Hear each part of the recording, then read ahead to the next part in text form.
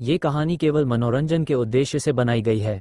इसमें वर्णित सभी पात्र, स्थान, घटनाएं और परिस्थितियां पूरी तरह से लेखक की कल्पना मात्र हैं। इनका किसी भी वास्तविक व्यक्ति, स्थान, घटना या संस्था से कोई संबंध नहीं है। यदि कोई समानता संयोगवश प्रतीत होती है तो इसे मात्र एक संयोग समझा जाए। इस चैनल पर प्रस्तुत सभी कहानियां काल्पनिक या फिक्शन आधारित होती हैं। कृपया इन्हें केवल एक मनोरंजन सामग्री के रूप में लें और वास्तविकता से जोड़ने का प्रयास न करें। धन्यवाद।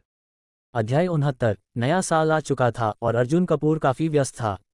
नवरक्षा सिक्योरिटी ग्रुप के 4% स्वामित्व के साथ अब अर्जुन के पास कुल 15% हिस्सेदारी थी।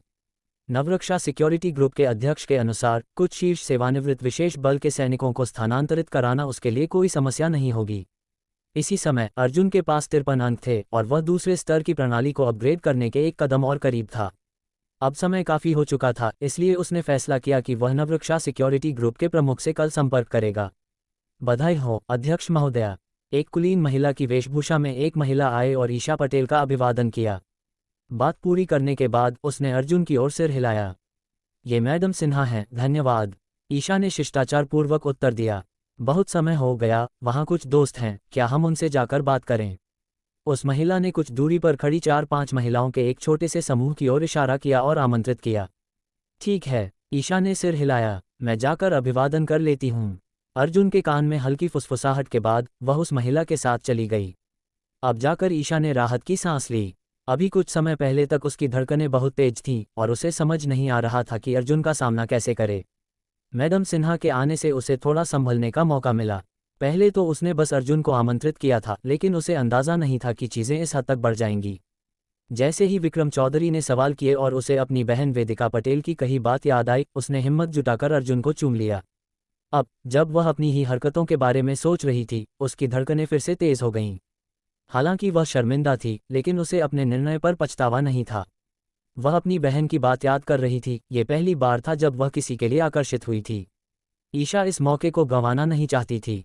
दूसरी ओर अर्जुन ने खुद के लिए एक गिलास शराब डाली, तभी विक्रम चौधरी अचानक उसके पास आ गया। लड़के, मैं तुझे चेतावनी देता हूँ, तुरंत ईशा पटेल से रिश्ता तोड़ ले और मुंबई से निकल जा, नहीं तो तुझे इसका खामियाजा भुगतना पड़ेगा। विक्रम ने धीमे स्वर में धमकी दी। ईशा से अलग हो जाऊं, मुंबई छोड़ दूं, हाँ, सिर्फ तेरी धमकी पर। अर्जुन उसकी बातों से हंस पड़ा। वह खुद को क्या समझता है? वह तो पहले ही हैदराबाद के ताकतवर रेड्डी परिवार से टकरा रहा है और अब ये लड़का उसे धमकी दे रहा है। बहुत बढ़िया, बहुत अच्छा, विक्रम ने अर्जुन को घूरते हुए कहा। बस देख लेना, तुझे अभी जो कहा उस पर पछतावा होगा। इसके बाद उसने अपना फ़ोन निकाला और एक कोने में चला गया, मानो कुछ इंतजाम कर रहा हो। अर्जुन ने इस मस्खरे को ज़्यादा तवज्जो नहीं दी और अपने परिवार के भविष्य की योजनाओं के बारे में सोचने लगा। मिस्टर कपूर। कुछ मिनट बाद एक चौंकाने वाली आवाज़ आई। अर्जुन ने मुड़कर देखा तो पाया कि वह यशवंत ग्रुप का प्रमुख अरुण मल्होत्रा था। अरे मिस्टर अरुण, मैंने नहीं सोचा था कि मैं आपसे यहाँ मिलूंगा, ये तो बड़ा संयोग है। वैंकाई इंटरनेशनल होटल में दिन में विनहेग सॉफ्टवेयर ग्रुप के मालिक को अर्जुन के साथ दोस्ताना व्यवहार करते हुए देखकर अरुण अब उसे और अधिक सम्मान देने लगा था। मिस्टर कपूर, आइए, मैं आपको कुछ खास लोगों से मिलवाता हूँ। ये कहकर अरुण ने अर्जुन को भोज कक्ष से बाहर निकाला और बगल में एक छोटे लाउंज में ले गया। वहाँ पहले से ही 3 लोग मौजूद थे जो मुंबई के जाने माने धनकुबेर थे। वे भी इस समारोह में आए थे, लेकिन उनका दर्जा ऊंचा था, इसलिए उन्होंने आम भोज कक्ष में रहने के बजाय यहाँ आना पसंद किया था। मैं आपको परिचय कराता हूँ, यह मिस्टर कपूर हैं। हमारे यंगताई रियल एस्टेट ग्रुप और विनहेग सॉफ्टवेयर ग्रुप की साझेदारी इनकी पहल पर हुई थी। अरुण ने बड़े सम्मान के साथ अर्जुन का परिचय दिया। ये सुनते ही लाउंज में मौजूद अन्य धनकुबेरों की आंखें चमक उठीं। वाह, तो यह वही मिस्टर कपूर हैं जो विनहेग सॉफ्टवेयर ग्रुप के मालिक के करीबी दोस्त हैं। अब तक जो लोग खुद को बहुत ऊंचा समझते थे, वे अर्जुन के सामने विनम्रता से झुकने लगे। मिस्टर कपूर, यह अग्रवाल कंपनी के चेयरमैन मृदुल अग्रवाल हैं और यह हैं यशवंत ग्रुप के प्रमुख विक्रमनाथ चौधरी। अरुण ने एक एक कर परिचय कराया। मिस्टर कपूर युवा हैं और बहुत प्रतिभाशाली हैं, मैं इनकी प्रशंसा करता हूँ। तीनों में से विक्रमनाथ चौधरी ही अर्जुन की सबसे ज़्यादा चापलूसी कर रहे थे। उनकी कंपनी हाल ही में मुश्किल दौर से गुजर रही थी और ऐसे में किसी बड़े बिजनेस टाइकून से संबंध बनाना उनके लिए सोने पे सुहागा था। कुछ देर बाद विक्रमनाथ बहाने से बाथरूम जाने के बहाने उठे और अपने बेटे को ढूंढने चल पड़े। अरे, वह लड़का कहाँ चला गया? दूसरी ओर विक्रम चौधरी भोज कक्ष में अर्जुन को खोज रहा था, लेकिन वह उसे कहीं नहीं दिखा। अभी उसने अपने छोटे भाई से संपर्क किया था और योजना बनाई थी कि भोज खत्म होने के बाद वैंकाई इंटरनेशनल होटल के बाहर अर्जुन को सबक सिखाएगा। लेकिन जब उसने अर्जुन को रोकने की कोशिश की तो पाया कि वह पहले ही गायब हो चुका था। हम जरूर डर कर भाग गया होगा, विक्रम चौधरी ने गर्व से सोचा। तभी उसके पिता विक्रमनाथ चौधरी उसके पास आए और गंभीर स्वर में बोले, मैंने अभी एक बड़े आदमी से मुलाकात की है, चलो मैं तुम्हें उनसे मिलवाता हूँ। कुछ ही देर में वह लाउंज पहुंचे और विक्रमनाथ ने अर्जुन के सामने अपने बेटे को प्रस्तुत किया। मिस्टर कपूर, यह मेरा बेटा है, मैं इसे आपसे मिलवाना चाहता हूँ। बेवकूफ़, जल्दी से मिस्टर कपूर को नमस्कार करो।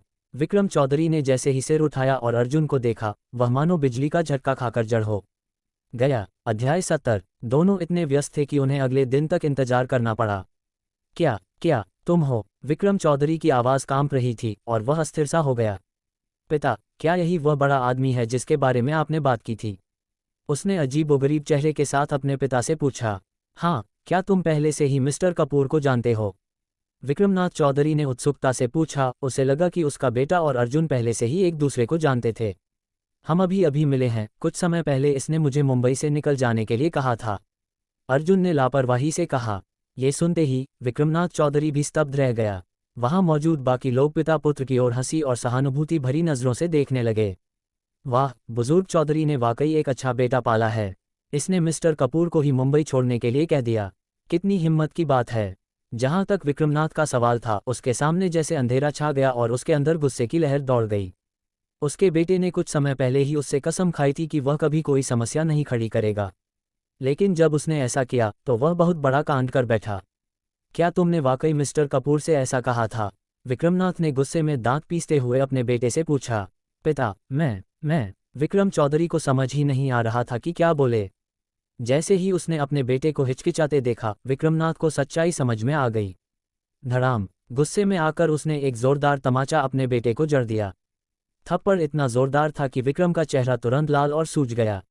नालायक, तुझे मिस्टर कपूर से ऐसा कहने की हिम्मत कैसे हुई? तू समझता क्या है खुद को? गुस्से में विक्रमनाथ ने आगे बढ़कर अपने बेटे को जोर से लात मार दी। फिर उसने अपने चमड़े के जूते उतारकर उससे बेटे की पिटाई शुरू कर दी। आह, मत मारो पिता, मत मारो, विक्रम दर्द से चिल्लाने लगा। उसके पिता के जूते असली मगरमच्छ की खाल के थे, जिससे मार बहुत ज्यादा दर्दनाक थी।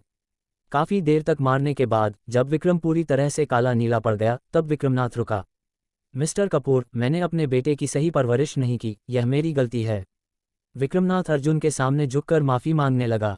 मैं इस नालायक को अभी घर ले जाकर परिवार के नियमों से सजा दूंगा। नहीं पिता, कृपया नहीं। परिवार के नियम सुनकर विक्रम चौधरी के चेहरे पर डर छा गया और उसने तुरंत दया की भीख मांगी। इसके बाद विक्रमनाथ अपने बेटे को लेकर जाने ही वाला था कि अर्जुन ने कहा, आगे से मुझे यह मुंबई में दिखाई नहीं देना चाहिए, समझे? वह इस मस्खरे को देखना नहीं चाहता था और ना ही ईशा को इसे दोबारा सामना करना चाहिए। समझ गया मिस्टर कपूर, मैं इसे तुरंत मुंबई से निकाल दूंगा और यह कभी वापस नहीं आएगा, विक्रमनाथ ने बार बार वादा किया। इसके बाद वह अपने बेटे को जबरदस्ती घसीटते हुए वहां से ले गया। अर्जुन कुछ समय तक अरुण मल्होत्रा और अन्य लोगों से बातचीत करता रहा, फिर वह भोज कक्ष में वापस आ गया। तुम कहाँ चले गए थे? ईशा पटेल उत्सुकता से उसके पास आए और पूछा। ईशा, अब से तुम मुंबई में उस घिनौने विक्रम चौधरी को कभी नहीं देखोगी, अर्जुन ने कहा। ईशा की आंखें चमक उठीं और उसके दिल को सुकून मिला। वह उसके लिए इतना परवाह करता था। जब उसने अर्जुन की ओर फिर से देखा तो उसकी आंखों में कोमलता झलक रही थी। धन्यवाद, ईशा ने मुस्कुराते हुए कहा और वह बेहद खूबसूरत लग रही थी। कुछ समय बाद जब भोज समाप्त होने का समय हो गया तो अर्जुन और ईशा साथ में बाहर निकले। जैसे ही वे वैंकाई इंटरनेशनल होटल के एलिवेटर से नीचे आए, बातों और हंसी में लीन थे, वहीं पास में खड़ी एक मध्यम आयु वर्ग की महिला हैरान रह गई। उसने तुरंत अपना मोबाइल निकाला और चोरी छिपे ईशा और अर्जुन की एक तस्वीर खींच ली। इससे पहले ईशा ने वैंकाई इंटरनेशनल होटल में दर्जनों कमरे बुक किए थे, जो देश भर से आए पटेल परिवार के प्रतिनिधियों के लिए थे। वह महिला भी उन्हीं में से एक थी और साथ ही पटेल परिवार की सदस्य भी थी। ईशा पूरे पटेल परिवार की युवा पीढ़ी में एक प्रमुख नेता थी और उस पर सभी की नज़र थी।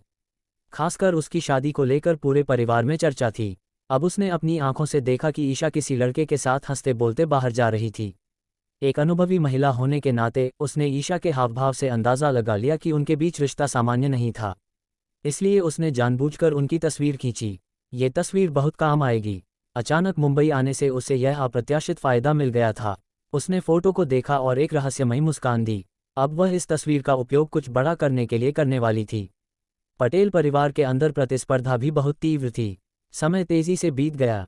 अगली सुबह नवरक्षा सिक्योरिटी ग्रुप के अध्यक्ष आदित्य जोशी ने उन सभी पुराने अधिकारियों को फिर से अपने कार्यालय में बुलाया जो इस मुद्दे पर विरोध कर रहे थे।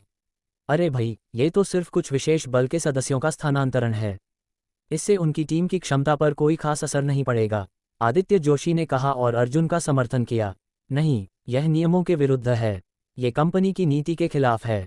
कुछ वरिष्ठ अधिकारियों ने सिर हिलाते हुए विरोध किया। ये देखकर आदित्य जोशी गुस्से से तमतमा गया और मामला फिर से ठप हो गया।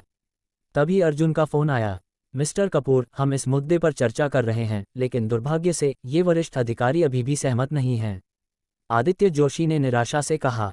असहमत? मिस्टर जोशी, स्पीकर ऑन कर दो, मैं उनसे बात करता हूँ। आदित्य जोशी ने स्पीकर ऑन कर दिया। मिस्टर कपूर, हम कुछ नहीं कर सकते, ये कंपनी के नियम हैं, नियम नहीं तोड़े जा सकते। अर्जुन के बोलने से पहले ही वे लोग अपनी सफाई देने लगे। तो फिर जब 6 महीने पहले मिस्टर वर्मा ने 6-7 विशेष बल के लोगों को ट्रांसफर किया था, तब तुमने कोई आपत्ति क्यों नहीं की? आदित्य जोशी ने तंज कसते हुए पूछा। मिस्टर वर्मा के पास नवरक्षा सिक्योरिटी ग्रुप की 12% हिस्सेदारी है।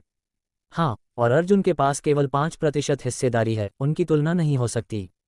वे लोग बिना किसी शर्म के दोहरे मानदंड अपना रहे थे। गलत, अब मेरे पास 15% हिस्सेदारी है। फोन से आई इस आवाज़ ने सभी अधिकारियों को चौंका दिया। अब वे पूरी तरह से असहज हो गए। अब किसी को कोई आपत्ति है? सभी ने तुरंत हामी भर दी।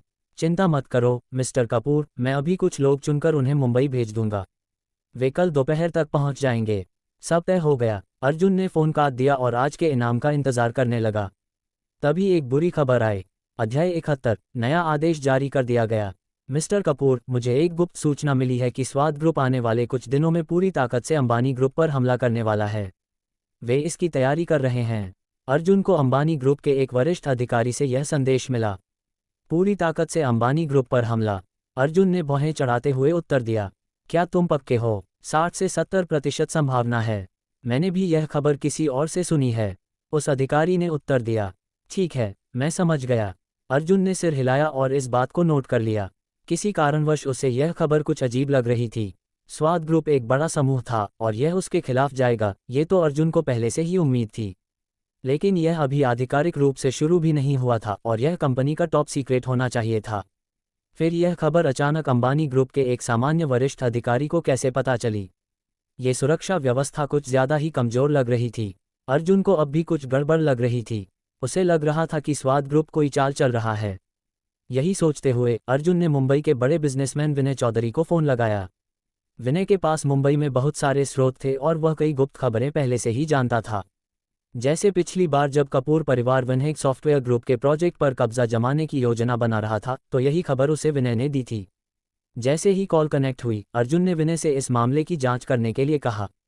मिस्टर कपूर, यह मुझ पर छोड़ दीजिए, मैं अभी जाकर पता लगाता हूँ।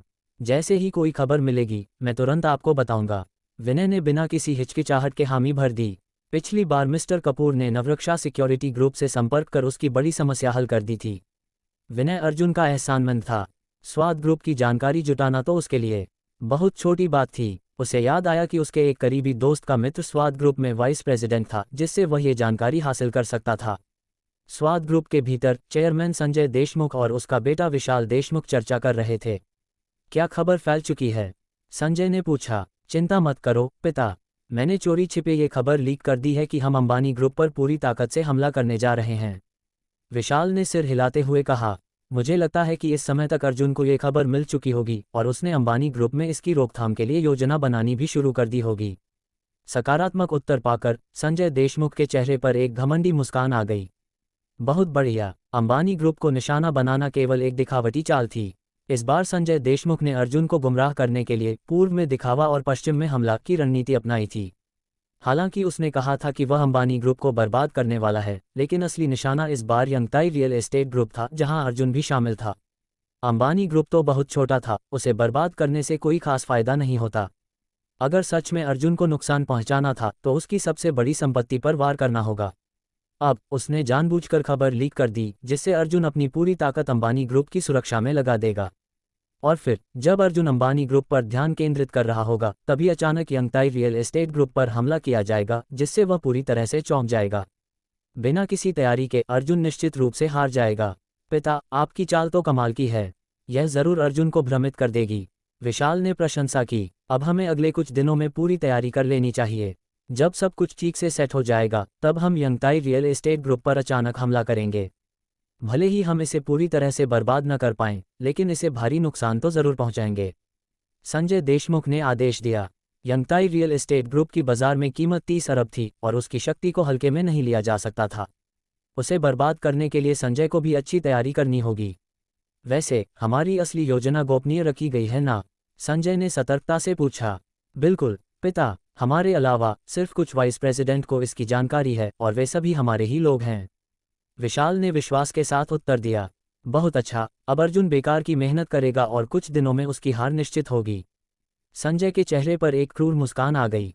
विला में विनय चौधरी से बात करने के बाद अर्जुन घर पर ही था। तभी दरवाजे पर दस्तक हुई। अर्जुन ने दरवाजा खोला तो देखा कि दिया पटेल खड़ी थी। सीनियर अर्जुन, कई दिनों से आपसे मुलाकात नहीं हुई। इस वीकेंड आपके पास समय है? दिया ने अचानक पूछा। क्या हुआ वीकेंड को? अर्जुन ने पूछा। दीदी को बहुत दिनों से आराम नहीं मिला है। अगर सीनियर अर्जुन इस वीकेंड खाली हैं तो क्यों ना हम बाहर घूमने चलें और थोड़ा रिलैक्स करें। दिया ने समझाया। दरअसल उसका असली मकसद मिडिलमैन बनना था। वह अपनी दीदी और अर्जुन के बीच नज़दीकियां बढ़ाना चाहती थी। अब वह चाहती थी कि उसकी दीदी और अर्जुन साथ में ज़्यादा समय बिताएं और साथ ही दीदी का तनाव भी कम हो। जैसे ही दिया ने ये कहा, सिस्टम की आवाज़ आई। डिंग। विशेष मिशन जारी। दिया पटेल के साथ बाहर घूमने के लिए सहमत हों और एक आनंदमय वीकेंड बिताएं। मिशन समय 48 घंटे। मिशन इनाम नवरक्षा सिक्योरिटी ग्रुप का 12% स्वामित्व, जिससे आप नवरक्षा सिक्योरिटी ग्रुप के सबसे बड़े मालिक बन जाएंगे और कंपनी के नए अध्यक्ष बन जाएंगे। मिशन इनाम 67 अनुभव अंक। क्या इस विशेष मिशन को देखकर अर्जुन की आंखें चमक उठीं। हे भगवान, ये तो सही मायने में एक बड़ा इनाम था। फिलहाल अर्जुन के पास नवरक्षा सिक्योरिटी ग्रुप का 15% स्वामित्व था, जिससे वह चौथे स्थान पर था। लेकिन अब इस विशेष मिशन से 12% अतिरिक्त स्वामित्व मिल रहा था। यानी अर्जुन के पास कुल 27% हिस्सेदारी हो जाएगी, जिससे वह कंपनी का सबसे बड़ा मालिक और नया अध्यक्ष बन जाएगा। यह इनाम अविश्वसनीय था। अगर वह नवरक्षा सिक्योरिटी ग्रुप का नया अध्यक्ष बन जाए तो उसकी शक्ति बहुत बढ़ जाएगी और वह कोई भी काम आसानी से कर सकेगा। और यह मिशन मुश्किल भी नहीं था, बस बाहर जाकर घूमना था। मेरे पास समय है। अर्जुन ने सहमति दे दी। बहुत बढ़िया। और सीनियर अर्जुन, मैं आपसे एक और मदद मांगना चाहती हूँ। दिया बेहद उत्साहित थी, लेकिन फिर उसने रहस्यमय अंदाज में कुछ और कहने की कोशिश की। अध्याय 72। पुराना आदमी बहुत व्यस्त था, लेकिन वह पूरे दिन व्यस्त ही रहा। ओह, क्या मदद चाहिए? अर्जुन ने आश्चर्य से पूछा। वो सीनियर अर्जुन, आपको मेरी बहन को किसी बहाने से बाहर निकालने में मेरी मदद करनी होगी। दिया पटेल ने अपनी जीभ बाहर निकालते हुए लाचारी से कहा। पिछली बार जब उसने अपनी बहन को बहला फुसलाकर बाहर निकाला था तो वह सफल हो गई थी, लेकिन इस बार वह उसे पटेल ग्रुप से बाहर लाना चाहती थी, जो शायद इतना आसान नहीं होगा। इसलिए अगर वह चाहती थी कि उसकी बहन इस वीकेंड थोड़ा आराम करे और बाहर घूमे, तो उसे सीनियर अर्जुन पर ही भरोसा करना होगा। उसे बहाने से बाहर निकालना। तुम ऐसा क्यों चाहती हो? सीधे क्यों नहीं कह सकती? ईशा बहुत थक चुकी है और लगातार काम में लगी हुई है। वीकेंड पर आराम करना तो सामान्य बात है, अर्जुन ने पूछा। जब से उसने ईशा को जाना था, उसने शायद ही कभी उसे आराम करते हुए देखा था। पिछले बार सिर्फ तब जब दिया ने उसे किसी तरह बाहर निकाला था, तभी वह आधे दिन के लिए आराम कर पाई थी। काम करना अच्छी बात है, लेकिन ज़रूरत से ज़्यादा काम करना थका देने वाला होता है। ईशा को अब थोड़ा ब्रेक लेना चाहिए। ये तो उसके भले के लिए ही था, तो इसे सीधे कहने में क्या दिक्कत थी? ऐसा बिल्कुल नहीं कह सकते। अगर आपने ऐसा कहा तो मेरी बहन कभी बाहर नहीं आएगी, दिया ने आत्मविश्वास से कहा। वह पहले भी कई बार अपनी बहन को समझाने की कोशिश कर चुकी थी, लेकिन उसकी बहन कभी नहीं मानी। अगर सीधे बोलकर मनाने की कोशिश की जाए तो वह कभी नहीं मानेगी।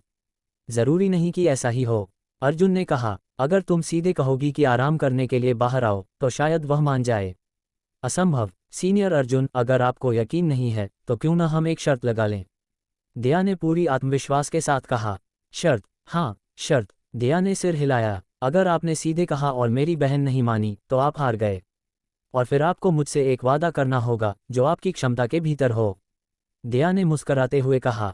वह अर्जुन के खाना पकाने के कौशल से बहुत प्रभावित थी और इस शर्त में उसे पूरा यकीन था। अगर सीधे कह दिया कि आराम करने बाहर आओ, तो उसकी बहन कभी नहीं मानेगी। अगर उसने ये शर्त जीत ली तो वह सीनियर अर्जुन से कहेगी कि वह उसके लिए लगातार 7 दिन तक खाना बनाए। अगर मैं जीत गया, अर्जुन ने मुस्कराते हुए पूछा, तो तो फिर मैं भी आपके लिए कुछ करूंगी जो मेरी क्षमता में हो, दया ने लापरवाही से कहा। वैसे भी उसे पूरा यकीन था कि अर्जुन हारने वाला है। पक्का, अर्जुन ने सिर हिलाया। इसके बाद उसने अपना फ़ोन निकाला और ईशा को फ़ोन किया। कुछ ही देर में फ़ोन के दूसरी ओर से ईशा की नर्म आवाज़ आई। क्या हुआ ईशा, काफ़ी समय हो गया है। तुम हाल ही में बहुत व्यस्त और थकी हुई लग रही हो। इस वीकेंड मेरा भी समय है, तो क्यों ना हम एक छोटी सी छुट्टी पर चलें, आराम कर लेंगे, अर्जुन ने कहा। वैसे तुम दिया को भी साथ ला सकती हो। ये सोचकर कि सिर्फ वे दोनों होने पर ईशा असहज महसूस कर सकती है और मना कर सकती है, अर्जुन ने विशेष रूप से दिया का भी नाम लिया। बगल में खड़ी दिया ने सिर हिलाया। सीनियर अर्जुन, आपने अपनी हार तय कर ली है। लेकिन अगले ही पल फ़ोन के दूसरी तरफ ईशा को अर्जुन का निमंत्रण सुनकर झटका लगा। अपनी टेबल पर रखे ढेर सारे दस्तावेजों को देखते हुए उसे अपनी बहन के पहले के शब्द याद आए। कुछ सेकंड तक सोचने के बाद उसने एक निर्णय लिया। ठीक है, उसने अब तक अपना पूरा जीवन कंपनी और परिवार के लिए जिया था, लेकिन इस बार वह खुद के लिए भी जीना चाहती थी। मैं थोड़ा काम निपटा लूँ फिर चलती हूँ। मिलते हैं बाद में, ईशा ने जवाब दिया। ठीक है, मिलते हैं। अर्जुन ने फ़ोन रख दिया और दिया की ओर देखा। हो गया, ईशा ने मान लिया। क्या? दिया अचानक खड़ी हो गई और आश्चर्य से अर्जुन को देखने लगी। सीनियर अर्जुन, मेरी बहन मान गई। उसे लगा कि शायद उसने कुछ गलत सुना होगा। हाँ, अर्जुन ने सिर हिलाया। ये दिया पूरी तरह से स्तब्ध रह गई। उसने कई बार अपनी बहन को समझाने की कोशिश की थी, लेकिन कभी वह मानी ही नहीं। लेकिन सीनियर अर्जुन ने सिर्फ एक बार पूछा और वह तुरंत मान गई। लोग इतने अलग कैसे हो सकते हैं? दिया ने चुपचाप अर्जुन को देखा और फिर मुस्कुराते हुए अंगूठा दिखाया। कमाल कर दिया सीनियर अर्जुन, मैं मान गई। अब उसे हार स्वीकार करनी ही पड़ी। तो अब तुम मेरे लिए क्या करने वाली हो? अर्जुन ने हंसते हुए पूछा। अभी तो कुछ समझ नहीं आ रहा, पहले सोचने दो। अर्जुन ने ये सवाल अचानक पूछ लिया था, इसलिए उसे समझ नहीं आ रहा था कि क्या मांगे। ठीक है, दिया ने सिर हिलाया और फिर अपनी बहन का इंतजार करने लगी। आधे घंटे बाद ईशा आ गई।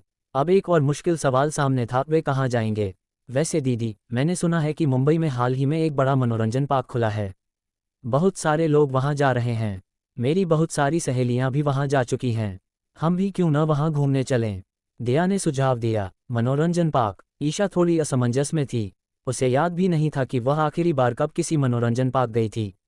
उसने अर्जुन की ओर देखा और जब उसने कोई आपत्ति नहीं जताई तो वह मान गई। गंतव्य तय हो चुका था। अर्जुन ने अपनी कस्टमाइज्ड रोल्स रॉयस फैंटम निकाली और दोनों बहनों के साथ मनोरंजन पार्क की ओर रवाना हुआ। करीब 1 घंटे बाद वे वहां पहुंच गए।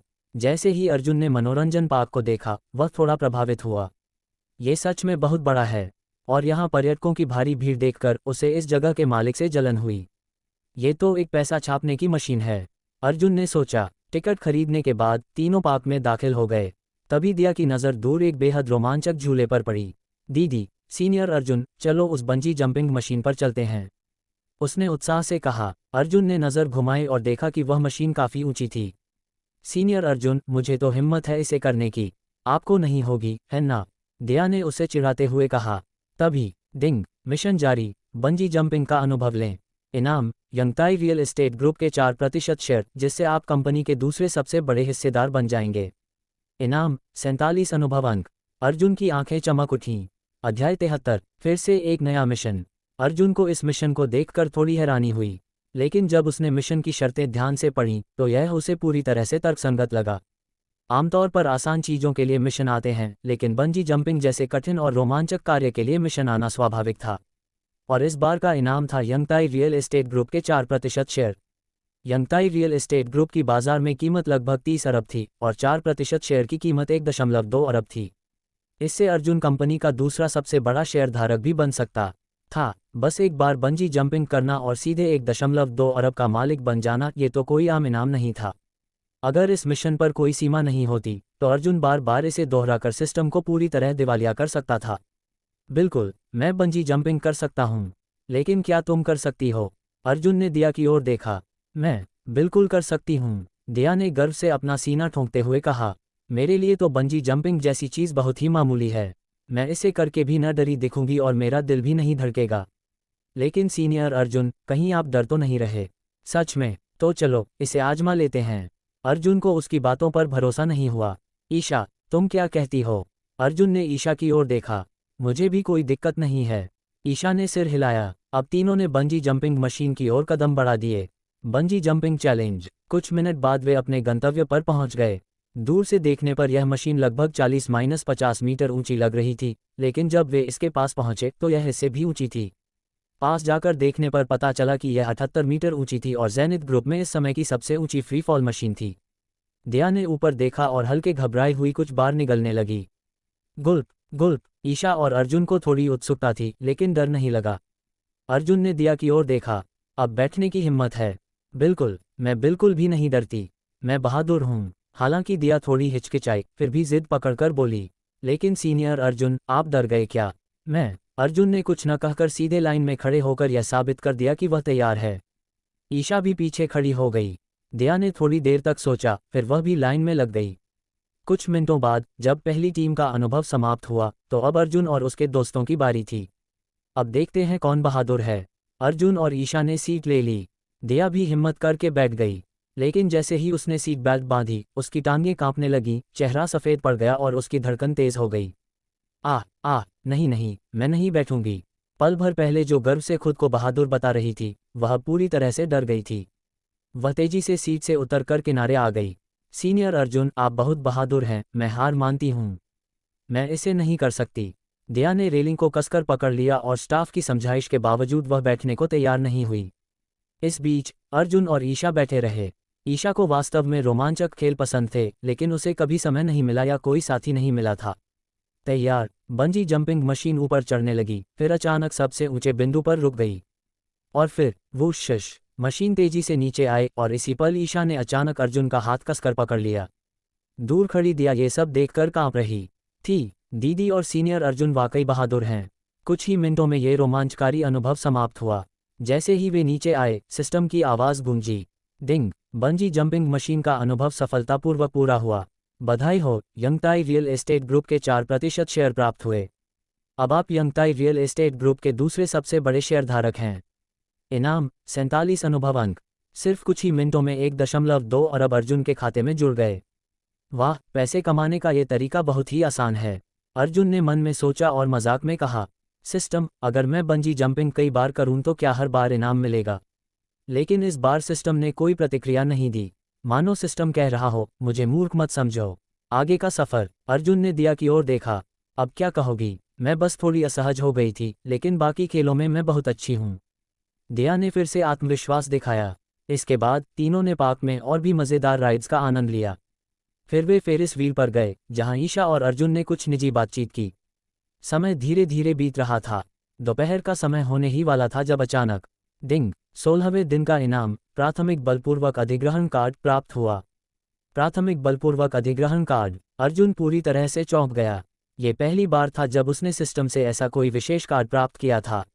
वह तुरंत कार्ड के विवरण को देखने लगा। जैसे ही उसने विवरण पढ़ा, वह पूरी तरह से दंग रह गया।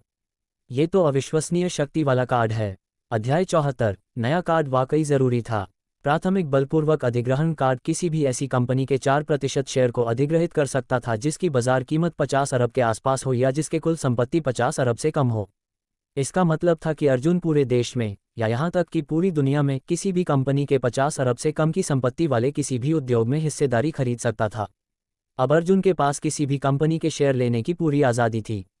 वह चाहे तो यंगताई रियल एस्टेट ग्रुप के 4% शेयर और खरीद कर सबसे बड़ा शेयरधारक बन सकता था, या फिर नवरक्षा सिक्योरिटी ग्रुप के 4% स्वामित्व को अधिग्रहित कर सकता था ताकि उस पर अधिक नियंत्रण पा सके।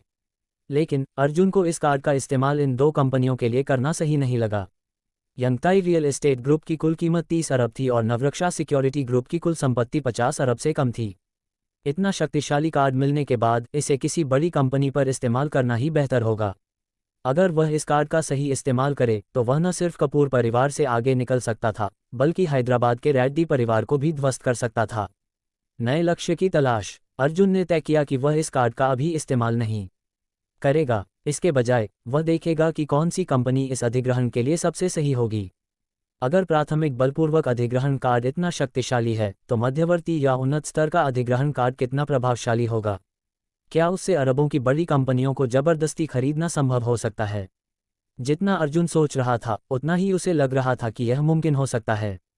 अगर वह प्रणाली सिस्टम के दूसरे या तीसरे स्तर तक पहुंच जाए, तो निश्चित रूप से और भी उन्नत कार्ड मिल सकते हैं। सिस्टम से अधिक मिशन की मांग। अर्जुन अब पूरी तरह से प्रेरित हो गया था और जल्दी से दूसरा स्तर हासिल करना चाहता था। सिस्टम, मुझे और मिशन दो, अर्जुन ने मन ही मन प्रार्थना की। इस समय वह लेवल 2 तक पहुंचने के लिए आधे अनुभव अंक पहले ही इकट्ठा कर चुका था। अब उसे अपग्रेड करने में ज़्यादा समय नहीं लगेगा। एक नई मुलाकात। दोपहर में अर्जुन और ईशा ने मनोरंजन पार्क के एक रेस्टोरेंट में हल्का भोजन किया और थोड़ी देर आराम किया। इस खाली समय में अर्जुन ने ऑनलाइन रिसर्च शुरू की और देखा कि कौन सी जानी मानी कंपनियां 50 अरब के आसपास की बाजार कीमत रखती हैं। धीरे धीरे उसे कुछ कंपनियां उपयुक्त लगीं। रेस्टोरेंट से बाहर निकलते ही अर्जुन को पास में ही एक मिल्क टी की दुकान दिखी। उसने सोचा कि ईशा और दिया के लिए मिल्क टी ले आए। वह अंदर चला गया, जबकि ईशा और दिया बाहर खड़ी होकर उसका इंतजार करने लगीं। ईशा अपने स्वाभाविक रूप से शालीन और बुद्धिमान व्यक्तित्व के साथ बेहद सुंदर लग रही थी, जबकि दिया अपनी चुलबुली और मासूम छवि में प्यारी लग रही थी। उन दोनों को अनदेखा करना मुश्किल था। एक घमंडी युवक की एंट्री। थोड़ी दूरी पर खड़े 3-4 युवा लड़कों ने उन दोनों बहनों को देखा, खासकर उनमें से सबसे हैंडसम लड़का, जिसकी आंखें चमक उठीं। अगले ही पल वह अपने दोस्तों को पीछे छोड़कर सीधे ईशा और दिया के पास पहुंच गया। नमस्ते सुंदर महिलाओं, आप दोनों यहाँ खड़ी हैं, क्या मैं आपकी कोई मदद कर सकता हूँ? वह बेहद आत्मविश्वास से भरे अंदाज में बोला। ईशा ने उसकी बात पूरी तरह अनसुनी कर दी और दूसरी तरफ मुंह फेर लिया। उस युवक ने तुरंत दिया की ओर देखा। दिया ने जवाब दिया, लेकिन उसका जवाब सुनकर वह युवक शर्म से पानी पानी हो गया। हाँ, कृपया यहाँ से चले जाए। कुछ पलों के लिए उस युवक को समझ ही नहीं आया कि कैसे प्रतिक्रिया दे। अब तक उसके दोस्त भी उसके बचाव में आ गए। मिस्टर मेहता, यह महिला तो पूरे मुंबई की सबसे खूबसूरत महिला सीईओ सुश्री ईशा पटेल हैं। उस युवक के दोस्त में से एक स्थानीय व्यक्ति था जो ईशा की पहचान जानता था। और यह हर्षित मेहता हैं, गोयनका ग्रुप से हैं, जिनकी पृष्ठभूमि बहुत प्रभावशाली है। गोयनका ग्रुप, दिया ने अनमने ढंग से कहा। मुंबई के पहले स्थान पर रहने वाले परिवार के सामने तुम्हारा ग्रुप हमारी चप्पल उठाने के भी लायक नहीं। ओह, आप नहीं जानते, हर्षित मेहता के पिता का समूह पूरे देश में बहुत विशेष है। उसके साथी ने हर्षित मेहता की बहुत प्रशंसा की।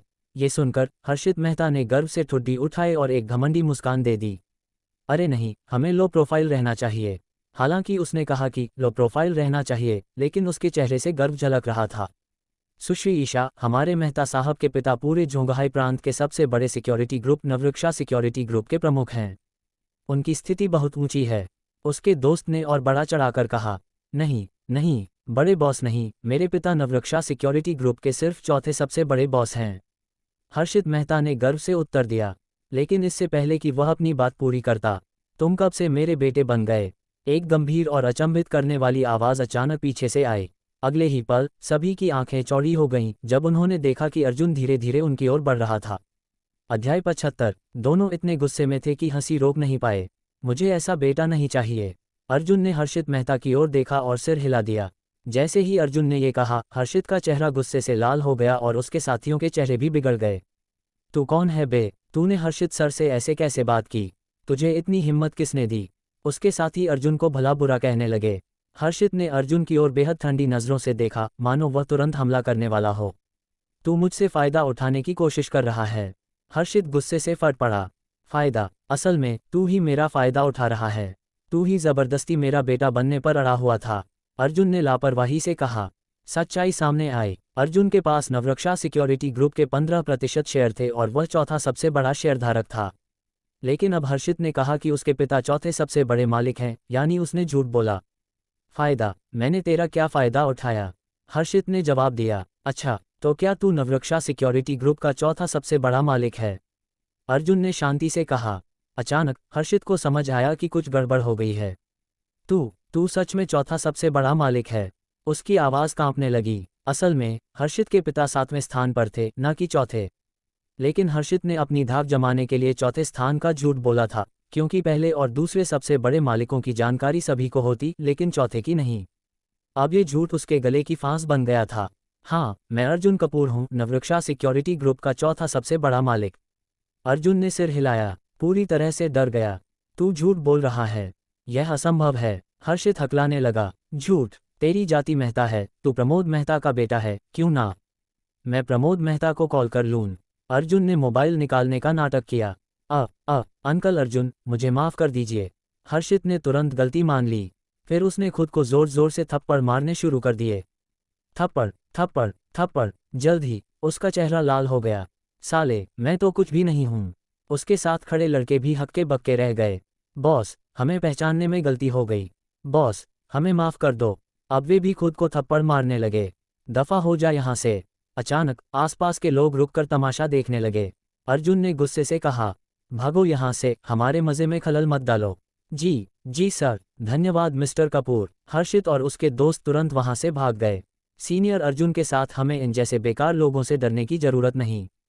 दिया ने राहत की सांस ली। एक नई योजना। अर्जुन ने ईशा और दिया को मिल्क टी दी और तीनों ने पार्क में घूमना जारी रखा।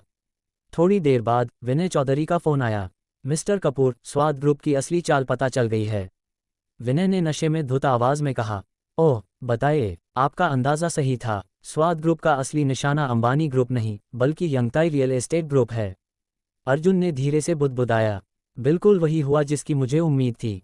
स्वाद ग्रुप ने जानबूझकर गलत सूचना फैलाई थी ताकि अर्जुन ध्यान अंबानी ग्रुप पर लगाए जबकि वे यंगताई रियल एस्टेट ग्रुप पर हमला करें। शुक्रिया विनय जी, अगली बार दिनम मेरी तरफ से। अर्जुन ने विनय को धन्यवाद दिया। अरे मिस्टर कपूर, आप बहुत दयालु हैं। जब भी जरूरत हो बस मुझे कॉल करें। विनय ने हंसकर कहा। यंगताई रियल एस्टेट ग्रुप की सुरक्षा। अर्जुन ने तुरंत कुछ संदेश भेजकर यंगताई रियल एस्टेट ग्रुप को सतर्क कर दिया। काश मैं यंगताई ग्रुप का सबसे बड़ा शेयरधारक या अध्यक्ष होता तो ये सब करना आसान होता। लेकिन वह अब भी सिर्फ दूसरा सबसे बड़ा शेयरधारक और उपाध्यक्ष था। अब वह इस स्थिति को बदलना चाहता था। एक और रोमांचक अनुभव। वे पार्क में घूम ही रहे थे कि दिया को एक और खतरनाक राइड दिखी। दीदी, सीनियर अर्जुन, चलो इसे ट्राई करते हैं। ये क्या है? ये था वर्टिकल रोलर कोस्टर। ये 50 मीटर से भी ऊंचा था, यानी 20 मंजिला इमारत जितना। दिया, क्या तुम पक्का इसे कर पाओगी? ईशा ने संदेह से पूछा। बिल्कुल, पिछले बार सिर्फ गलती से डर गई थी, लेकिन रोलर कोस्टर मेरे लिए बहुत आसान है। दिया ने गर्व से कहा। चलो देखते हैं। लेकिन तभी नया मिशन जारी। डिंग, मिशन जारी। वर्टिकल रोलर कोस्टर का अनुभव लें। इनाम, यंगताई रियल एस्टेट ग्रुप के 4% शेयर, जिससे आप सबसे बड़े शेयरधारक और अध्यक्ष बन जाएंगे। इनाम, 51 अनुभव अंक। अर्जुन की आंखें चमक उठीं। ये तो जबरदस्त मौका है। अध्याय 76। सिस्टम की आवाज़ फिर से गूंजी। अर्जुन की आंखें चमक उठीं। सिस्टम वाकई बहुत उपयोगी था। इतनी जल्दी एक और मिशन आ गया। लंच से पहले वह प्रार्थना कर रहा था कि सिस्टम उसे और मिशन दे ताकि वह जल्दी से लेवल 2 तक पहुंच सके। और अब फिर से एक नई चुनौती। अभी कुछ देर पहले ही वह इस बात से परेशान था कि वह यंगताई रियल एस्टेट ग्रुप का सबसे बड़ा शेयरधारक नहीं है, जिससे स्वाद ग्रुप से निपटना मुश्किल हो रहा था। लेकिन अब सिस्टम ने उसे सीधा यंगताई रियल एस्टेट ग्रुप का अध्यक्ष और सबसे बड़ा शेयरधारक बनाने का मिशन दिया। Roller coaster challenge. तो दीदी, सीनियर अर्जुन, क्या आप तैयार हैं? दिया ने चुनौती देते हुए कहा। इससे डरने वाली कोई बात नहीं, लेकिन बाद में मत घबराना। अर्जुन ने हंसकर जवाब दिया। पिछली बार गलती से डर गई थी, लेकिन इस बार मैं सबसे शांत रहूंगी। दिया ने आत्मविश्वास से कहा। तीनों ने रोलर कोस्टर की लाइन में खड़े होकर अपनी बारी का इंतजार किया। ये पहले की तुलना में और भी रोमांचक था। रोलर कोस्टर ऊपर चढ़ा और धीरे धीरे लगभग 90 डिग्री के झुकाव पर पहुंच गया। फिर कुछ सेकंड के विराम के बाद ये सीधा नीचे गिरा। आहा, मुझे यह नहीं खेलना, माँ। दिया इतनी बुरी तरह डर गई कि उसकी आंखों में आंसू आ गए। लेकिन अर्जुन और ईशा के चेहरे पर बस हल्की सी उत्तेजना थी। मिशन पूरा हुआ। जैसे ही रोलर कोस्टर खत्म हुआ, सिस्टम ने सूचना दी। डिंग, वर्टिकल रोलर कोस्टर का अनुभव पूरा हुआ। बधाई हो, 4% यंगताई रियल एस्टेट ग्रुप के शेयर प्राप्त हुए। अब आप इसके सबसे बड़े शेयरधारक और अध्यक्ष हैं। इनाम, 51 अनुभव अंक। अब से अर्जुन पूरी तरह से यंगताई रियल एस्टेट ग्रुप का नियंत्रण अपने हाथ में ले चुका था। अब उसे स्वाद ग्रुप से निपटने के लिए ज़्यादा दिक्कत नहीं होगी। अर्जुन ने तुरंत अपना फ़ोन निकाला और अध्यक्ष के रूप में सीधे निर्देश देना शुरू किया। एक नया लक्ष्य। सभी ज़रूरी आदेश देने के बाद अर्जुन ने ऑनलाइन रिसर्च शुरू की। अब उसे अपने प्राथमिक बलपूर्वक अधिग्रहण कार्ड का उपयोग किसी बड़ी कंपनी के लिए करना था। चलो इस बार कुछ बड़ा करते हैं। वह कई कंपनियों की कुल संपत्तियों को देखने लगा। एक नया अवसर। ओह, तो बुगाटी और पगानी जैसी सुपरकार कंपनियों की कुल संपत्ति बहुत ज़्यादा नहीं है। कुछ जानकारियां देखकर अर्जुन को हैरानी हुई। इन सुपरकार कंपनियों की संपत्ति केवल कुछ अरबों में थी, इसलिए उन पर यह कार्ड उपयोगी नहीं था। इनका अधिग्रहण फायदेमंद नहीं होगा। उसने आगे देखा और अपना ध्यान दुनिया के टॉप लग्जरी ब्रांड्स पर केंद्रित किया। रोलेक्स, टिफनी जैसी कंपनियां। उनकी बाजार कीमतें काफ़ी ज़्यादा थीं, जो 50 अरब की सीमा से अधिक थीं। अब तक उसे कोई सही विकल्प नहीं मिल रहा था, लेकिन तभी सबसे बेहतरीन लग्जरी ब्रांड मिला। अचानक एक ब्रांड उसके सामने आया जिसे देखकर अर्जुन ने तुरंत फैसला कर लिया। पटेक फिलिप, यह दुनिया का सबसे प्रतिष्ठित घड़ी ब्रांड था। इसकी स्थापना 19वीं शताब्दी में हुई थी और यह रॉयल फैमिली, बड़े बिजनेसमैन और हाई नेटवर्थ इंडिविजुअल्स का पसंदीदा ब्रांड था। ये तो परफेक्ट है। पटेक फिलिप की बाजार कीमत लगभग 50 अरब थी, जो इस कार्ड के लिए एकदम सही थी। समय बर्बाद करने की जरूरत नहीं, अभी इसे खरीदना है। अर्जुन ने सिस्टम बैग खोला और प्राथमिक बलपूर्वक अधिग्रहण कार्ड पर क्लिक किया। फिर उसने कंपनी का नाम डाला, पटेक फिलिप। जैसे ही उसने नाम भरा, उसकी धड़कन तेज हो गई। कृपया कंपनी का नाम पुष्टि करें, सिस्टम ने पूछा। पटेक फिलिप। अर्जुन ने तुरंत ओके दबाया। प्राथमिक बलपूर्वक अधिग्रहण कार्ड सक्रिय हो रहा है। कुछ ही सेकंड में कार्ड ने काम करना शुरू कर दिया। अर्जुन ने उम्मीद भरी नज़रों से स्क्रीन देखी, कहीं कोई दिक्कत तो नहीं होगी। समय धीरे धीरे बीत रहा था। फिर सिस्टम ने एक और नोटिफिकेशन दिया, अध्याय 77, डिंग, पटेक फिलिप के 4% शेयरों का अधिग्रहण सफल। बधाई हो, आप अब पटेक फिलिप के शेयरधारक हैं। 5 दिनों के भीतर पटेक फिलिप के प्रतिनिधि अनुबंध पर हस्ताक्षर करने आएंगे, कृपया समय प्रबंधित करें। अर्जुन ने पटेक फिलिप के शेयर सफलतापूर्वक अधिग्रहित कर लिए। अब से अर्जुन पटेक फिलिप का एक प्रमुख शेयरधारक बन गया था और उसका कद पहले से कहीं अधिक ऊंचा हो गया था।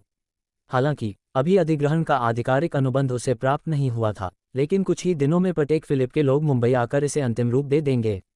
वाह, ये तो जबरदस्त है। अर्जुन की खुशी का ठिकाना नहीं था। पटेक फिलिप का शेयरधारक बनना उसकी अब तक की सबसे बड़ी उपलब्धि थी। सिस्टम से और इनाम की मांग। अर्जुन ने उत्साह में सोचा, सिस्टम, अगर हो सके तो मुझे कुछ और प्राथमिक बलपूर्वक अधिग्रहण कार्ड दे दो। वह चाहता था कि सिस्टम जल्दी से लेवल 2 या लेवल 3 पर अपग्रेड हो, लेकिन इसमें समय लग सकता था।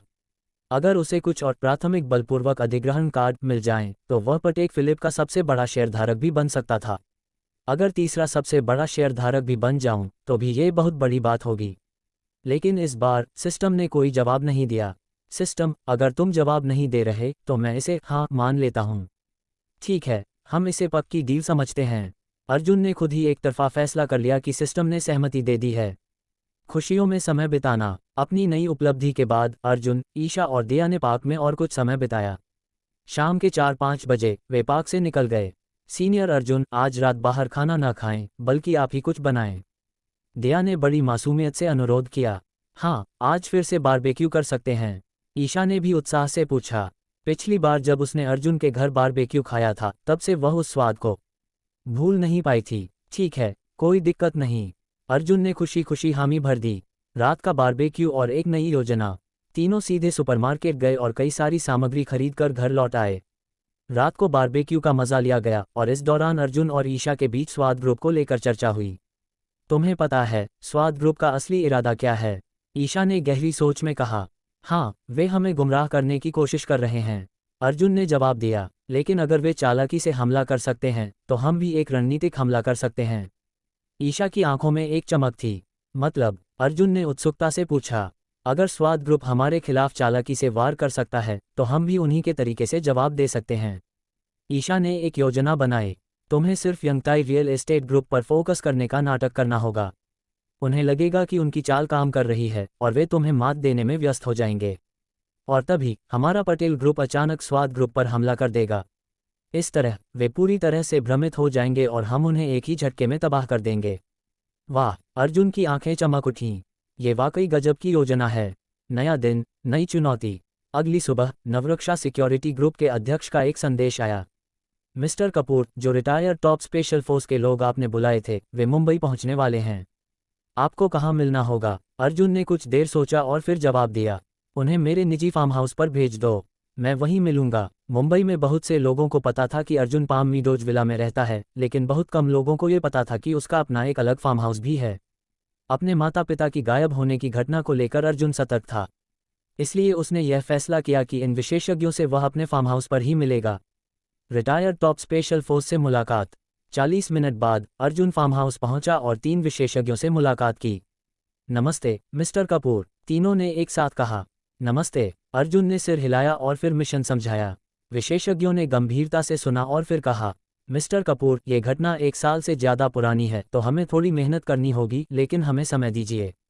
कोई दिक्कत नहीं, बस कोई भी छोटा सा सुराग मिल जाए, यही बहुत होगा, अर्जुन ने जवाब दिया। आपको संसाधनों की ज़रूरत हो तो बेझिझक बताइए।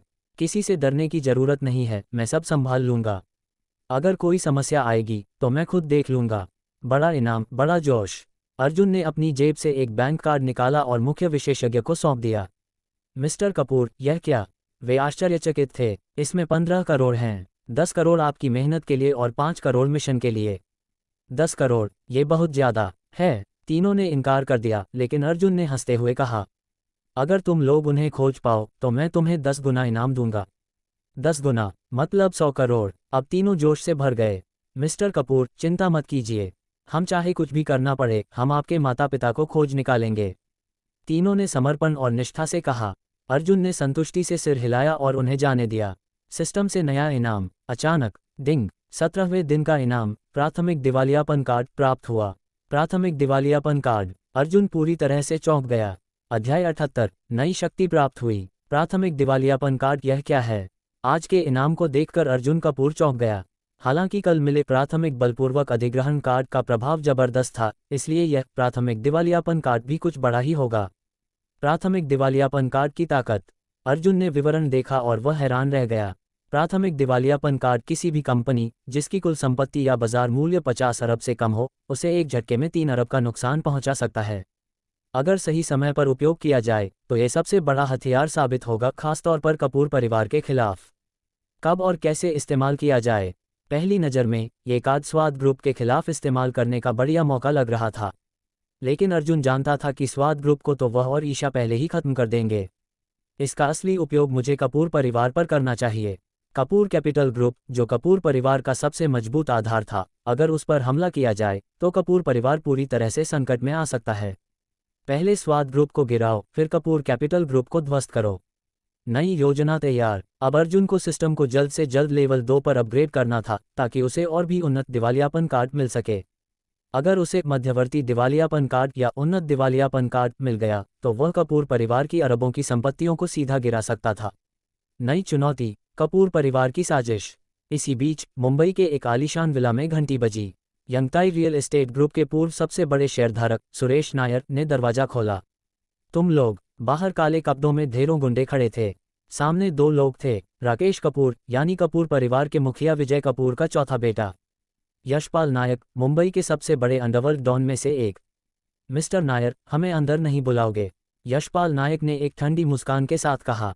सुरेश नायर, जो पहले ही अपनी कंपनी की हिस्सेदारी अर्जुन को बेचकर दूसरे स्थान पर आ चुका था, अब खुद को संकट में महसूस कर रहा था। लेकिन यशपाल नायक, जिसके पास सैकड़ों गुंडे थे, उसे नाराज करना खतरनाक हो सकता था। अंदर आइए। सुरेश नायर ने बेमन से उन्हें अंदर बुला लिया। अर्जुन को खत्म करना है। बैठते ही राकेश कपूर ने सीधा मुद्दा उठाया। सुनो, अर्जुन ने तुम्हारी कंपनी छीन ली। अगर मैं तुम्हारी जगह होता तो उसे जिंदा नहीं छोड़ता।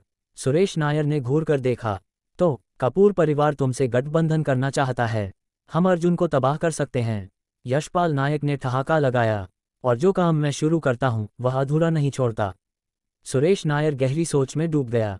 क्या उसे कपूर परिवार का साथ देना चाहिए? अगर हाँ, तो वह अर्जुन के खिलाफ खड़ा हो जाएगा, लेकिन अगर उसने मना कर दिया तो वह यशपाल नायक जैसे खतरनाक आदमी का दुश्मन बन जाएगा। तो क्या सोचा? राकेश कपूर ने पूछा। सुरेश नायर मन ही मन सोच रहा था, क्या अर्जुन सच में हार सकता है, या फिर कपूर परिवार इस बार भी गलत साबित होगा? अर्जुन के सामने नई चुनौती। यहाँ अर्जुन को अब 2 मोर्चों पर लड़ना था।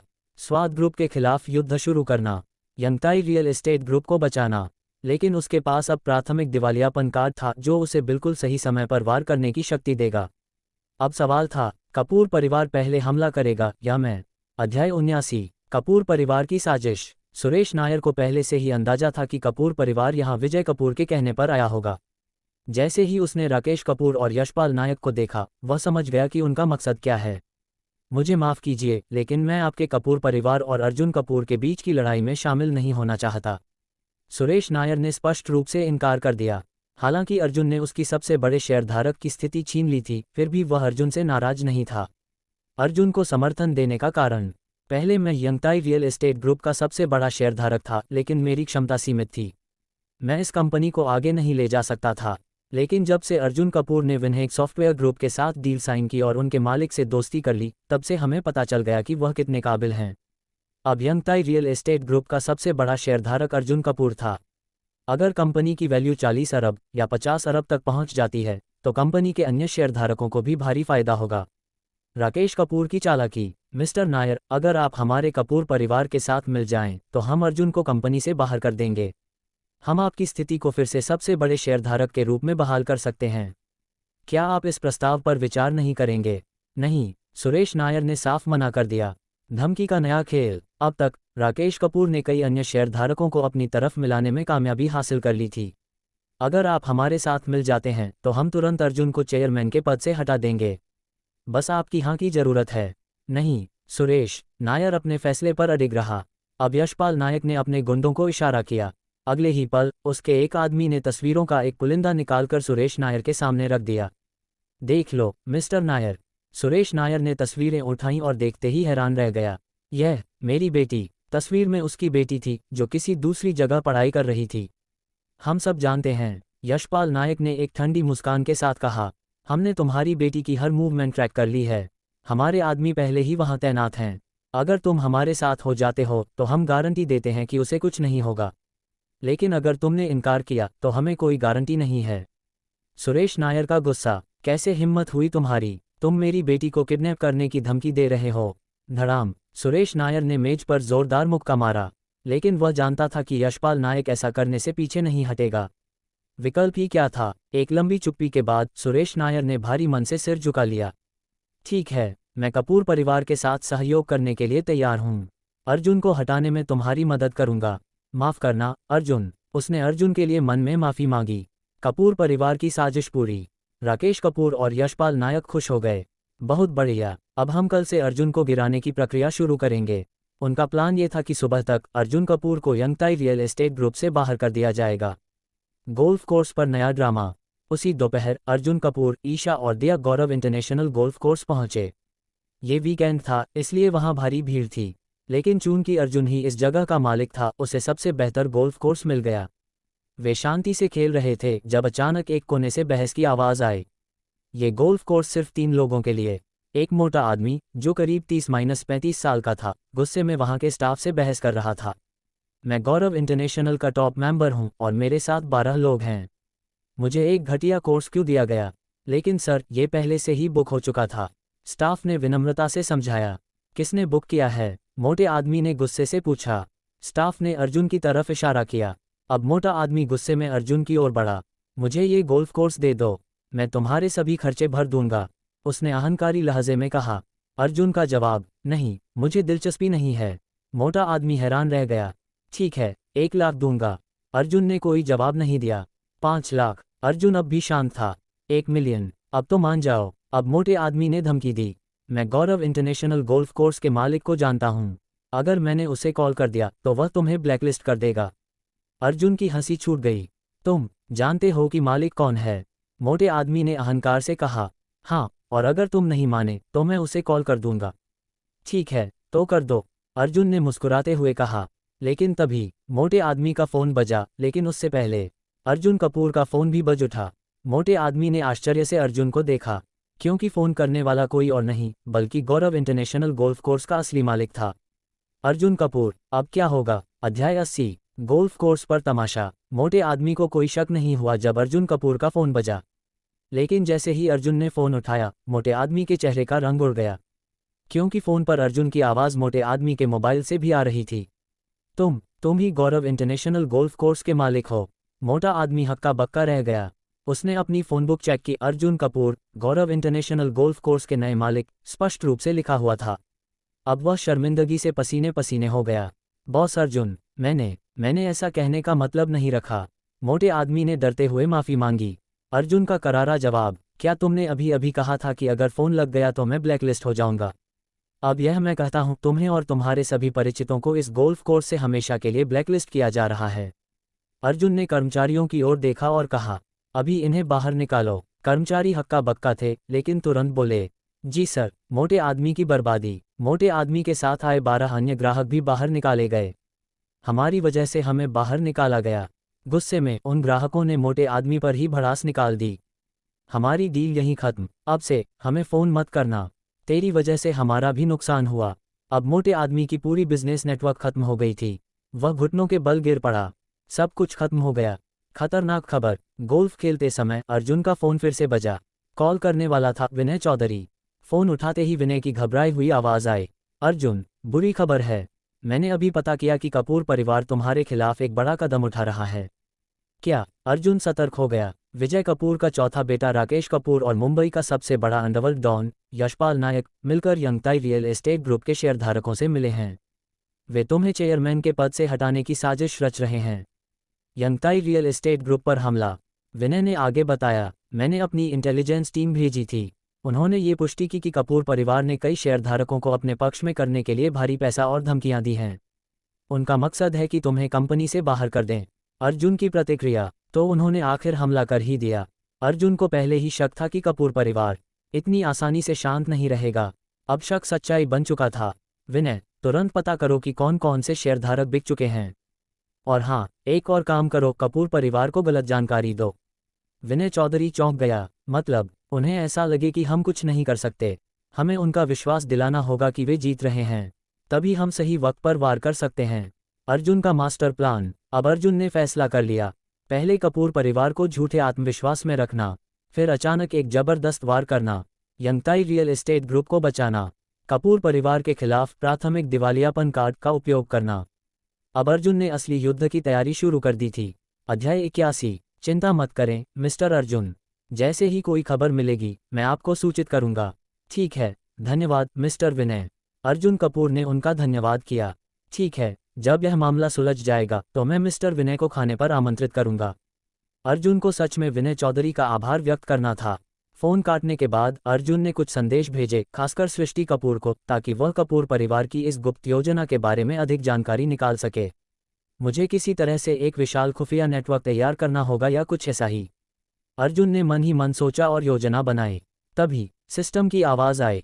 डिंग। विशेष कार्य पूर्ण। सान्या नायर और वेदिका पटेल के साथ सप्ताहांत बिताने का वादा किया। बधाई हो, आपको नवरक्षा सिक्योरिटी ग्रुप का 12% स्वामित्व प्राप्त हुआ है। अब आप नवरक्षा सिक्योरिटी ग्रुप के सबसे महत्वपूर्ण व्यक्ति बन गए हैं और इसके नए अध्यक्ष भी बन गए हैं। बधाई हो, आपको 67 अनुभव अंक प्राप्त हुए हैं। अब 12% स्वामित्व हाथ में होने के बाद अर्जुन के पास नवरक्षा सिक्योरिटी ग्रुप का कुल 27% स्वामित्व हो चुका है। अब सिर्फ 23% स्वामित्व और चाहिए ताकि वह 50% का लक्ष्य पूरा कर सके और पूरी कंपनी पर नियंत्रण हासिल कर सके। अगर सिस्टम कुछ और मिशन या इनाम दे दे तो अर्जुन जल्द ही नवरक्षा सिक्योरिटी ग्रुप का संपूर्ण मालिक बन सकता है। अब जबकि अर्जुन सबसे बड़ा शेयरधारक और कंपनी का अध्यक्ष बन चुका था, उसकी शक्ति और प्रभाव काफी बढ़ गए थे। अब वह नवरक्षा सिक्योरिटी ग्रुप के सभी सामान्य बॉडीगार्ड्स को अपने अनुसार तैनात कर सकता था। 3 विशेष टॉप सिक्योरिटी टीमों में से एक टीम को नवरक्षा सिक्योरिटी ग्रुप का सबसे बड़ा मालिक होने के नाते वह किसी भी समय तैनात कर सकता था। हालांकि यदि उसे तीनों विशेष टीमें एक साथ चाहिए होती तो उसे अभी भी कंपनी के वरिष्ठ अधिकारियों की स्वीकृति की आवश्यकता पड़ती। लेकिन अगर अर्जुन 50% से अधिक स्वामित्व प्राप्त कर लेता तो वह तीनों विशेष टीमों को अपनी इच्छानुसार हिला सकता था। अब जब यह विशेष मिशन पूरा हो गया था, अर्जुन को और भी अच्छा महसूस हुआ। अभी समय था, इसलिए अर्जुन और वेदिका पटेल ने यम ग्रुप पर आगे पीछे से हमला करने की रणनीति पर चर्चा की। समय धीरे धीरे बीत रहा था, तभी सृष्टि कपूर का संदेश आया।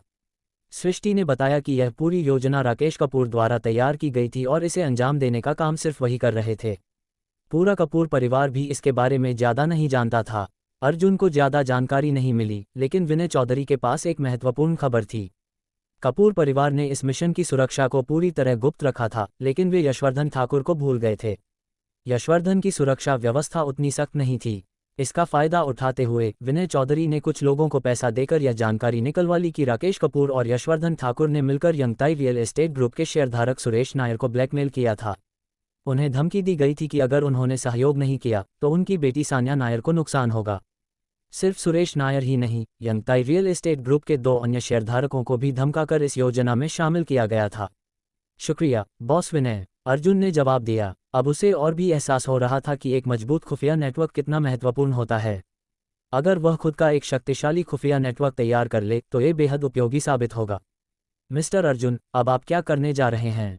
विनय चौधरी ने पूछा। हालांकि उनका खुफिया नेटवर्क मजबूत था, लेकिन यशवर्धन ठाकुर जैसे व्यक्ति से टकराने के लिए यह पर्याप्त नहीं था। मत भूलो कि मेरा नवरक्षा सिक्योरिटी ग्रुप से क्या रिश्ता है। अर्जुन ने उत्तर दिया। अब जब वह नवरक्षा सिक्योरिटी ग्रुप का सबसे बड़ा मालिक और अध्यक्ष था, तो उसे यशवर्धन ठाकुर जैसे अंडरवर्ल्ड डॉन से डरने की कोई जरूरत नहीं थी। सामान्य गुंडों और लड़ाकों की बात करें तो अर्जुन के पास पूरी सिक्योरिटी एजेंसी थी जो यशवर्धन ठाकुर के गुंडों को बुरी तरह पछाड़ सकती थी। हाँ, मिस्टर अर्जुन सही कह रहे हैं, विनय चौधरी ने भी सहमति जताई। अब अर्जुन के पास कपूर परिवार की योजना को नाकाम करने का एक स्पष्ट तरीका था। उसने तुरंत नवरक्षा सिक्योरिटी ग्रुप की 2 सामान्य बॉडीगार्ड टीमों को बुलाया और उन्हें यशवर्धन ठाकुर के गुंडों को रोकने और सान्या नायर को सुरक्षित करने का काम सौंपा। इसके साथ ही उसने यंगताई रियल एस्टेट ग्रुप के अन्य 2 शेयरधारकों की भी सुरक्षा का इंतजाम कर दिया। इसके बाद अर्जुन ने एक बैकअप योजना भी बनाई ताकि कोई भी अप्रत्याशित घटना होने पर उसे संभाला जा सके। अब चाहे कपूर परिवार कुछ भी कर ले, लेकिन अर्जुन इस लड़ाई में पहले से ही जीत चुका था। अब वह देखना चाहता था कि कल राकेश कपूर और यशवर्धन ठाकुर क्या करने वाले हैं। गोल्फ खेलकर अर्जुन और वेदिका पटेल घर लौट आए। अगली सुबह सिस्टम की आवाज़ फिर आई, डिंग। संबंध तोड़ने के 18वें दिन का इनाम, गुप्तचर प्राइवेट डिटेक्टिव एजेंसी का 30% स्वामित्व। अब अर्जुन को पूरे गुप्तचर प्राइवेट डिटेक्टिव एजेंसी का 30% हिस्सा मिल गया था, जो कि जोंगहाई प्रांत की सबसे ताकतवर निजी जासूसी एजेंसी थी। अब अर्जुन के पास न केवल सुरक्षा बलों की एजेंसी थी, बल्कि देश के सबसे बड़े खुफिया नेटवर्क में से एक पर भी उसका अधिकार था। अब ये देखकर कपूर परिवार को और भी बड़ा झटका लगने वाला था। अध्याय 82। आज के इनाम को देखकर अर्जुन कपूर बेहद खुश हुआ। सिस्टम सच में बहुत विचारशील है। कल ही उसने ये शिकायत की थी कि उसका कोई मजबूत खुफिया नेटवर्क नहीं है और वह खबरों को समय पर प्राप्त नहीं कर पा रहा है। और आज सिस्टम ने उसे गुप्तचर प्राइवेट डिटेक्टिव एजेंसी के 30% स्वामित्व का इनाम दे दिया, जिससे उसे इस एजेंसी के 1/3 हिस्से का मालिकाना हक मिल गया। ये तो बहुत सही समय पर मिला इनाम था। गुप्तचर प्राइवेट डिटेक्टिव एजेंसी जोंगहाई प्रांत की सबसे मजबूत और सबसे बड़ी निजी जासूसी एजेंसी है, इसमें कोई शक नहीं। हालांकि इस एजेंसी की कुल संपत्ति कुछ ही अरब की थी, लेकिन इसकी असली ताकत सूचना तंत्र में थी। गुप्तचर प्राइवेट डिटेक्टिव एजेंसी का नेटवर्क सिर्फ जयपुर में ही नहीं, बल्कि पूरे जोंगहाई प्रांत में बेहद मजबूत था। अगर इसकी तुलना करें तो विनय चौधरी के खुफिया नेटवर्क के सामने ये कहीं ज़्यादा शक्तिशाली था। अब जब अर्जुन को गुप्तचर प्राइवेट डिटेक्टिव एजेंसी के 1/3 हिस्से का मालिकाना हक मिल गया था, तो ये भी कहा जा सकता है कि अब वह इस शक्तिशाली सूचना तंत्र का 1/3 नियंत्रण प्राप्त कर चुका था। और यह ठीक वही चीज़ थी जिसकी उसे ज़रूरत थी। और चूंकि इस एजेंसी की कुल संपत्ति ज़्यादा नहीं थी, इसलिए इसे पूरी तरह से खरीदना भी अर्जुन के लिए आसान था। अगर सिस्टम ने ऐसे 2 और इनाम दिए या कोई और मिशन मिला, तो अर्जुन पूरी गुप्तचर प्राइवेट डिटेक्टिव एजेंसी का मालिक बन सकता था। अगर ऐसा हो जाए तो इस एजेंसी का पूरा नेटवर्क अर्जुन कपूर के अधीन आ जाएगा। और इसी के साथ अपने माता पिता को खोजने में भी यह नेटवर्क अर्जुन की बहुत मदद करेगा। आज का इनाम तो बहुत ही शानदार है, अर्जुन ने मन ही मन सोचा। तभी सिस्टम की आवाज़ फिर आई, डिंग। मिशन जारी, कपूर परिवार की योजना को नाकाम करना और राकेश कपूर एवं यशवर्धन ठाकुर को करारा जवाब देना। मिशन इनाम, गुप्तचर प्राइवेट डिटेक्टिव एजेंसी का 35% स्वामित्व। मिशन इनाम, 53 अनुभव अंक। अभी अभी अर्जुन ने सोचा था कि अगर सिस्टम एक और इनाम दे दे तो वह पूरी गुप्तचर प्राइवेट डिटेक्टिव एजेंसी का मालिक बन सकता है। और अब सिस्टम ने तुरंत एक मिशन दे दिया। पहले से ही अर्जुन कपूर राकेश कपूर और यशवर्धन ठाकुर की योजना को ध्वस्त करने वाला था, और अब सिस्टम ने इसे एक इनाम से जोड़ दिया, जिससे ये सोने पर सुहागा बन गया। अगर वह यह मिशन पूरा कर लेता है तो उसे 35% और हिस्सेदारी मिल जाएगी। पहले से अर्जुन के पास 30% हिस्सेदारी थी और अब 35% और मिल जाने के बाद वह 65% स्वामित्व के साथ गुप्तचर प्राइवेट डिटेक्टिव एजेंसी का पूर्ण मालिक बन जाएगा। अब सिर्फ एक और मौका चाहिए और फिर अर्जुन पूरी एजेंसी पर कब्जा कर लेगा और इसका शक्तिशाली खुफिया नेटवर्क उसके नियंत्रण में आ जाएगा। अर्जुन का आत्मविश्वास बढ़ चुका था। अब वह बेसब्री से राकेश कपूर और यशवर्धन ठाकुर के अगली चाल चलने का इंतजार कर रहा था। दोपहर का समय आया। यशवर्धन ठाकुर अपने दर्जनों गुंडों के साथ और राकेश कपूर यंगताई रियल एस्टेट ग्रुप के ऑफिस में जबरदस्त अंदाज में दाखिल हुए। उनका स्वागत करने के लिए पहले से ही एक बूढ़ा व्यक्ति खड़ा था। यह कोई और नहीं बल्कि फिरोज मेहता था, जो पहले यंगताई रियल एस्टेट ग्रुप का दूसरा सबसे बड़ा शेयरधारक था, लेकिन अब तीसरे स्थान पर आ गया था। फिरोज मेहता यशवर्धन ठाकुर और राकेश कपूर का सबसे बड़ा सहयोगी था। यंगताई रियल एस्टेट ग्रुप के बाकी शेयरधारकों को यशवर्धन ठाकुर की धमकियों के कारण जबरदस्ती साथ दिया गया था, लेकिन फिरोज मेहता खुद इस साजिश में शामिल हुआ था। उसने स्वेच्छा से अर्जुन कपूर के खिलाफ गद्दारी की थी। फिरोज मेहता को लगता था कि अर्जुन कपूर जैसे एक नवयुवक की कोई औकात नहीं थी कि वह शक्तिशाली कपूर परिवार से टकरा सके। इसलिए जैसे ही उसे मौका मिला, उसने अर्जुन के खिलाफ जाना और कपूर परिवार से हाथ मिला लिया। मिस्टर राकेश, मिस्टर यशवर्धन, आप आ ही गए। फिरोज मेहता ने चापलूसी भरी मुस्कान के साथ दोनों का स्वागत किया। राकेश कपूर को ऐसे अवसरवादी लोग पसंद आते थे क्योंकि उनके कारण उसकी योजनाएं और आसान हो जाती थीं। क्या यंगताई रियल एस्टेट ग्रुप के सभी शेयरधारक यहाँ आ चुके हैं? राकेश कपूर ने पूछा। हाँ, सब आ चुके हैं, सिवाय अर्जुन कपूर के, फिरोज मेहता ने पक्का जवाब दिया। इस बैठक की जानकारी अर्जुन को दी ही नहीं गई थी। योजना ये थी कि अर्जुन को कुछ पता चले उससे पहले ही उसे कंपनी से पूरी तरह से अलग कर दिया जाए और उसे चेयरमैन पद से हटा दिया जाए। बहुत बढ़िया। राकेश कपूर और यशवर्धन ठाकुर एक दूसरे को देखकर मुस्कुराए। अब वे अपनी जीत को पहले ही देख सकते थे। अर्जुन कपूर, तुम्हारा घमंड बहुत हो गया, अब तुम कुछ भी नहीं रहोगे। चलो, सब अंदर चलो। राकेश कपूर के इशारे पर सभी बैठक कक्ष की ओर बढ़े। कुछ मिनट बाद बैठक कक्ष में यंगताई रियल एस्टेट ग्रुप के कई शेयरधारक पहले से ही मौजूद थे। अचानक दर्जनों गुंडों के साथ राकेश कपूर और यशवर्धन ठाकुर अंदर घुसे। उन्हें देखकर सभी शेयरधारक चौंक गए। मिस्टर फिरोज, ये हमारी आंतरिक शेयरधारकों की बैठक है, बाहर के लोगों को यहाँ लाने का क्या मतलब? ये सही नहीं लग रहा, ये लोग कौन हैं? कुछ शेयरधारकों ने असंतोष जताया। ओह, यह मिस्टर कपूर और मिस्टर ठाकुर हैं, फिरोज मेहता ने गर्व से कहा। शेयरधारकों ने सुरेश नायर की ओर देखा। वह चुप था, लेकिन उसकी आंखों में डर साफ झलक रहा था। तभी यशवर्धन ठाकुर खड़ा हुआ और गरजा, कोई हरकत मत करना। उसके इशारे पर दर्जनों काले कपड़े पहने गुंडे अंदर घुस गए। अपने फ़ोन निकालो और हमें दे दो, यशवर्धन ठाकुर ने आदेश दिया। हम ऐसा क्यों करें? ये हमारा निजी सामान है। कुछ शेयरधारकों ने विरोध किया। क्योंकि अगर तुमने नहीं दिया तो हम तुम्हें देने पर मजबूर कर देंगे। गुंडों ने जेब से बंदूकें निकाल लीं। शेयरधारकों के पास कोई और चारा नहीं था। अब अर्जुन कपूर को इस साजिश की खबर देना असंभव हो गया था। अध्याय 83। मोबाइल फ़ोन जबरदस्ती छीन लिए जाने के बाद सभी शेयरधारकों का मनोबल टूट चुका था। इस समय वे सभी समझ गए थे कि अब क्या होने वाला था। आज अर्जुन कपूर को छोड़कर बाकी सभी शेयरधारक मौजूद थे और उनके सामने राकेश कपूर, जो कपूर परिवार का मुख्य सदस्य था, और उसके साथ यशवर्धन ठाकुर, जो जयपुर के अंडरवर्ल्ड का बड़ा नाम था, बैठे थे। इन लोगों का मकसद क्या था, ये किसी से छिपा नहीं था। अब जब उनके मोबाइल फ़ोन भी छीन लिए गए तो अर्जुन कपूर को खबर देने का कोई रास्ता नहीं बचा था। अब क्या करें? जब से अर्जुन कपूर ने वर्हेग सॉफ्टवेयर ग्रुप के साथ करार किया था, तब से कई शेयरधारकों को यह एहसास हो गया था कि अर्जुन कपूर की क्षमता असाधारण है। वे समझ चुके थे कि अर्जुन ही उनकी यंगताई रियल एस्टेट ग्रुप को आगे बढ़ा सकता है। अगर कंपनी अच्छी तरह से बढ़ती है तो उनकी संपत्ति और लाभ भी बढ़ेंगे। इसलिए वे अर्जुन के प्रति पूरी तरह से निष्ठावान थे। लेकिन अब यशवर्धन ठाकुर की आक्रामकता और धमकियों के सामने वे पूरी तरह असहाय महसूस कर रहे थे। अब उन्हें सिर्फ किसी चमत्कार की उम्मीद थी। ठीक है मिस्टर सुरेश, कृपया समूह की नई नियुक्तियों की घोषणा करें। फिरोज मेहता ने सुरेश नायर की ओर देखा। सुरेश नायर, जो पहले अर्जुन कपूर का समर्थक था, अब यशवर्धन ठाकुर के दबाव में था। मिस्टर सुरेश, अपनी बेटी के बारे में सोचो। वह भी अपने जीवन के सबसे अच्छे दौर में है। अगर कुछ अनहोनी हो गई तो बहुत बुरा होगा, यशवर्धन ठाकुर ने सुरेश के कान में फुसफुसाया। तुम? सुरेश नायर ने गुस्से से यशवर्धन ठाकुर की ओर देखा, लेकिन वह लाचार था। ठीक है, वह भारी मन से खड़ा हुआ और धीरे धीरे पढ़ने लगा। आज से कंपनी के उपाध्यक्ष जहीर अहमद को उनके पद से हटा दिया जाता है और उनकी जगह पर नवीन अग्रवाल को नियुक्त किया जाता है। मानव संसाधन विभाग के प्रमुख वेद प्रकाश को बर्खास्त कर दिया जाता है और उनकी जगह मोहित बंसल को नियुक्त किया जाता है।